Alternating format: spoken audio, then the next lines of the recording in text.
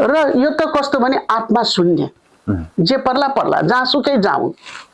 यो त कुनै चिजको एउटा बच्चालाई हुर्किँदै नहुरेको बच्चालाई लगेर जङ्गलमा फ्याँकिदिए जस्तै भयो। मरे मरोस्, बाँचे बाँचोस्। पहिले तपाईँलाई छाना भत्काउनु भयो। बालनजीको अर्को पनि मैले उदाहरण देखाएको छु, आत्मा शून्य भन्ने कुरा, जो पछि हामीले कुलमान घिसिङले गर्यो कुरा। बन्चरी डाँडामा लगेर फोहोर फालेको छ, उनीहरूले मागेका कुरा दिनु केही छैन, उनीहरूलाई दुर्गन्ध भएको छ, बसिसक्नु भएको छैन, रोग भएको छैन। कमसेकम एउटा बत्ती ल्याइदेऊ हामीलाई, कमसेकम बाटो देऊ हामीलाई, केही त गरिदेऊ, छैन। उनी के भने आफ्नो जिद्दी पुरा गर्ने, आफ्नो जिद्दी चाहिँ उनी पुरा गर्ने, तर आम जनताको उनमा मैले कुनै भावना, मोह माया गरिबीहरू यो भन्ने कुरा रहेको छैन। उनी खालि त्यो कुनै हिसाबले उनी आफ्नो एउटा हुन्छ नि ट्रिनिकल तानाशाले गरे हर काम उनले गरेपछि गर्ने हो।